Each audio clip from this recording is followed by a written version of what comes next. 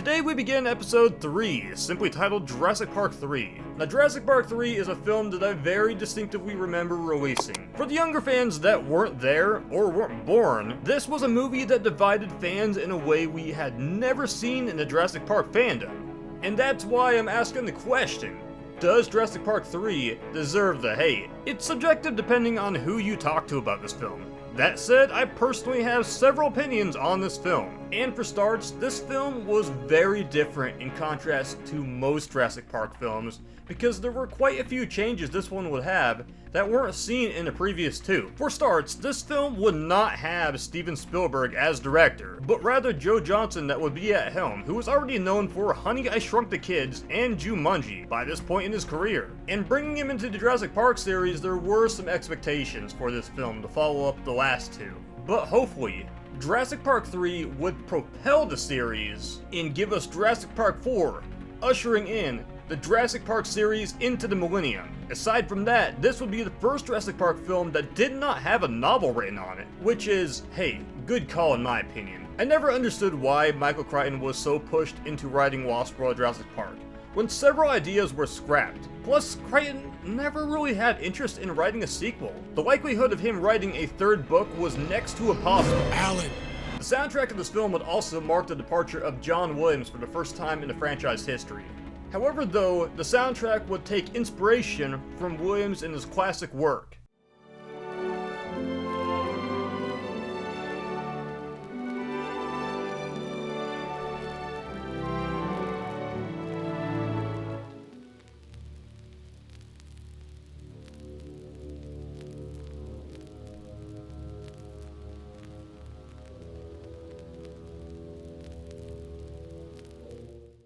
Now I can't go any further without talking about the obvious. The Jurassic Park series is notorious for its logo. It's iconic, but here, this film is being bold, really promoting their bigger, badder antagonist. And fun fact, it wasn't always that way. It's interesting looking at the early logos of this film. I mean, clearly there was a power struggle of which dinosaur would get the spotlight, such as the Baryonyx, and eventually settling for what we know today, a metallic logo with the Spinosaurus. Now, for those that don't recall, I feel like the late 90s and the 2000s, I feel like there was an attempt to spotlight other dinosaurs outside of Tyrannosaurus Rex. Hear me out. With so many dinosaurs being discovered year by year, why not go ahead and try to market another dinosaur outside of Tyrannosaurus? I mean, look at films like Disney's Dinosaur, which opted to use the Carnosaurus, or even better yet, Peter Jackson's King Kong, which opted not to reuse the Tyrannosaurus Rex, but replace him with a fictional V-Rex. Though this film likely does explore the idea the V-Rex was a result of the T-Rex's evolution if it survived on an isolated island after millions of years. Finally, in video games like, say, Carnivore Cityscape, it was shocking to know the big bad dinosaur was not the T-Rex, but rather the Giganotosaurus. So was our Tyrannosaurus Rex no longer the terror of the big screen? And it's not like this movie was quiet about the new antagonist being on cheese nips, toys, any piece of marketing you found. So when you look at this film, it does feel like the landscape of Jurassic Park has very drastically changed. So now it's time to actually inspect the film, the good, and of course the shortcomings this film has. Jurassic Park 3 opens up pretty quickly, giving us the primary plot of Jurassic Park 3, which is straightforward. We meet Eric, the son of the Kirbys, a couple which is no longer together, and Eric is out with Amanda's boyfriend whom, we really don't get to know much about, other than the fact he's parasailing with Eric near a restricted area, which is the notorious Isla Sorna from the last movie. While parasailing, the boat enters a spooky thick fog, and the crew is massacred. And the film tries to go ahead and imply this was probably the Spinosaurus. This is actually explained subtly in the film, unlike, say, like the ship scene in the Lost World Jurassic Park. And you may have guessed it by this point, this film is essentially a search and rescue film. But wait, there's more. So around this time, we follow Dr. Grant and Ellie Sattler. Now you're probably wondering, how have they been? Where were they during the events of the last film? Since we saw them bond romantically since the events of the original Jurassic Park. Well, guess what? They never got together, and they won't for at least another 20 years. Because somewhere, the two went their separate directions, and Ellie married everyone's favorite iconic character, Mark! Now, I have a few theories about this controversial decision in this film. So in this movie, we're depicting Ellie with 2 kids with Mark, and seemingly Ellie is living a pretty good life these days. Meanwhile, Grant isn't doing all that well financially, since now we have living dinosaurs roaming on Isla Sorna, and he dismisses the modern dinosaurs as monsters, unlike the original dinosaurs from our past. If this film put Grant and Ellie together, I'm inclined to believe that Grant would have not accepted the offer that would eventually came about from the Kirbys. Let's think about this for a moment. If Grant was living well enough with kids, the risk, which he wasn't aware of at this point in the film, wouldn't be worth the reward. Plus, I'm inclined to believe Ellie may have talked him out of the Kirbys' deal and possibly seen through their claim. Because the truth is, there never was no Kirby Enterprise, nor did Paul Kirby actually have the money. Kirby owns a hardware store. Back to the point in case, separating Ellie and Grant paved a completely different path for Grant. He wasn't ready to settle down, he just wanted to do what he loved. But the stress of an underfunded dig site and frustration from the public interest in Jurassic Park dinosaurs may have led him to accept the Kirbys' offer. And while he said he would never go to Isla Sorna, the truth is, he couldn't turn down the offer. One way or another, we end up on Isla Sorna with Dr. Grant, with our new characters, the Kirbys, plus their mercenaries and Billy. And this is where we run into one of the major flaws with this film. It's a flat-out underwhelming cast. And it's pretty predictable. I mean, you can pretty well predict who's going to be picked off by the dinosaurs. The Kirbys are generally unlikable all around and annoying throughout the film. Amanda is the one, as a viewer, you could honestly care less if she gets eaten up by the Spinosaurus. I mean, I don't understand why she was cool with her boyfriend taking Eric parasailing to a restricted area, and in a way it kind of makes you wonder what happened to the Kirbys after this film. I'm inclined to believe that Grant and Billy never filed any lawsuits, but rather chalked it up as desperate parents that just wanted their kid back safely. Yeah, he was pissed off in the beginning, but I just don't feel like Grant and Billy are those guys that would file a lawsuit 6 months later, after the incident, causing the couple to relive risks and trauma. The Spinosaurus is actually introduced really well in this film, and it's hard to argue with how great the animatronics look in this film. I really don't think this film gets enough credit in that aspect. Like, it's compelling to watch a Spinosaurus shred this jet up, as everyone screams in terror. One of my favorite shots, this. As we all see the Spinosaurus stomping towards helpless victims, it's worth noting, just when we think we're safe, we run into our classic Tyrannosaurus Rex in this film, which is known as the Bull T-Rex. Better yet, it's the same animatronic from the Lost World Jurassic Park, specifically the Buck T-Rex. Only here we have a few slight modifications, and the scene of the T-Rex looking up is comical, but yet still mind-blowing and terrifying. Proof the animatronics are still king even in the world of CGI. And this film does use plenty of CGI itself, especially during the fight scene, which is the center of debate that gave fans and dinosaur paleontologists a huge headache.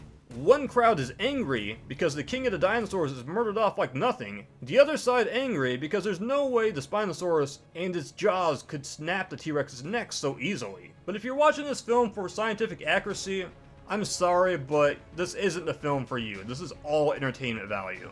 This decision to go ahead and have the Spinosaurus kill off the T-Rex, it really made me think of a WWE move. Like, I was having flashbacks to when Kane showed up and destroyed The Undertaker. It's all for the sake of getting the Spinosaurus over as a monster heel. It's just unfortunate T-Rex had to be the victim. And part of me is inclined to believe this T-Rex may have been a juvenile, but don't mistake it as a young adult version of the baby from Lost World. Fact of the matter is this one scene had so much influence on the future of the Jurassic Park series, because every film forward has a notorious dinosaur fight scene. And yes, technically, the original did it first. But the Raptors were outmatched even in numbers against Rexy, and let's not forget that minor raptor fight scene in the Lost World Jurassic Park. Furthermore, this film sparked a full toy line called React Attack, an electronic battle game, and so much more.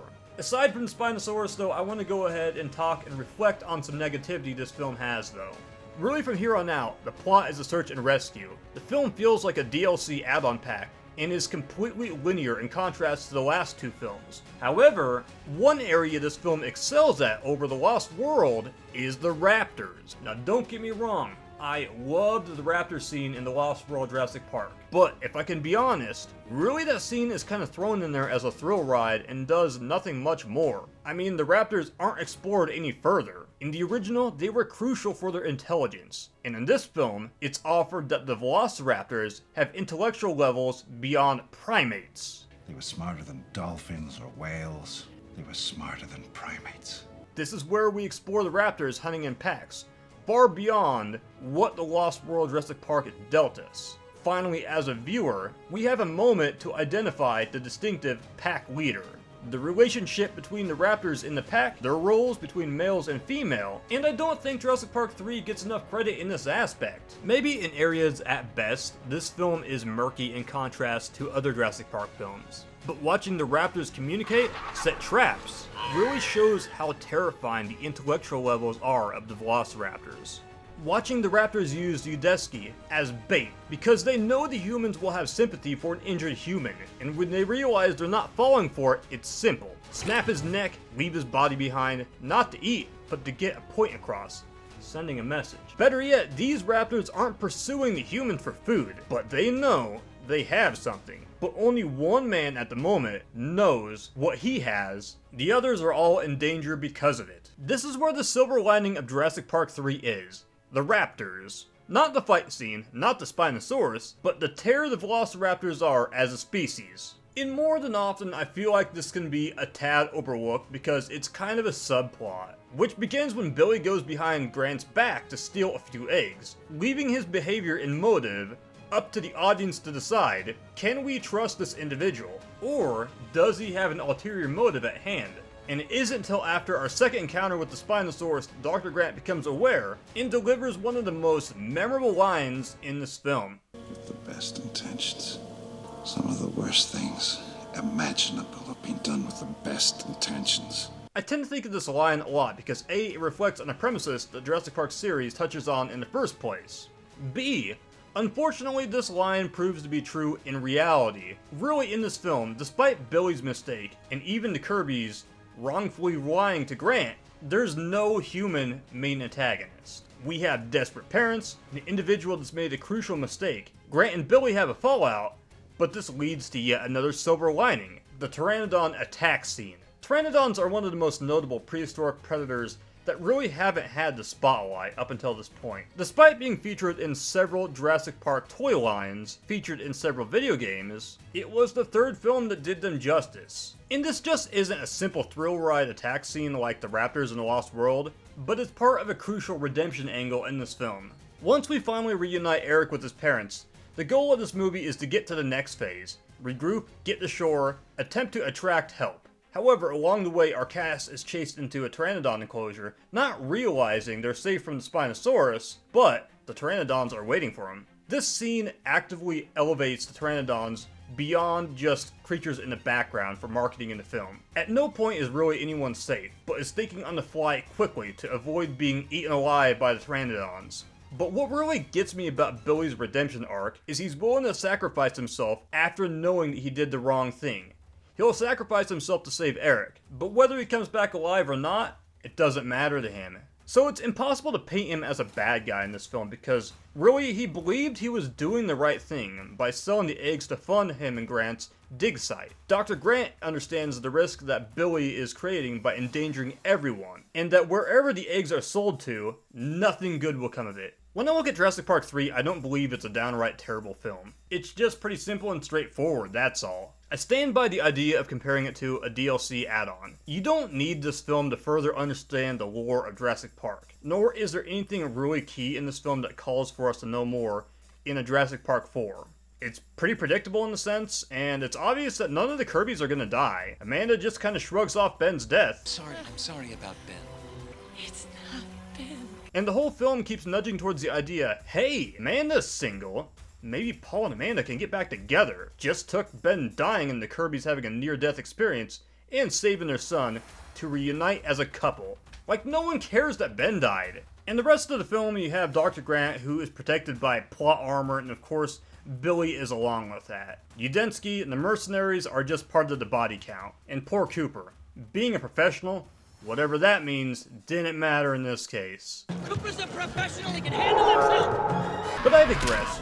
Jurassic Park 3 is watchable for entertainment value, and that's about it. It's not the worst film we've been dealt in this franchise, in my opinion, but it's a decent watch with a short runtime. But in retrospect, I don't blame this movie for much of anything. It's just clear the Jurassic Park series at this point in time was having trouble moving beyond the park concept. And the next 14 years, the Jurassic Park series would go into developmental hell. Jurassic Park 4 just felt like an unreachable film. So in my next video, I will discuss my feelings on Jurassic World and how I feel about the film almost a decade later. Thanks for watching, like, subscribe, have a great day.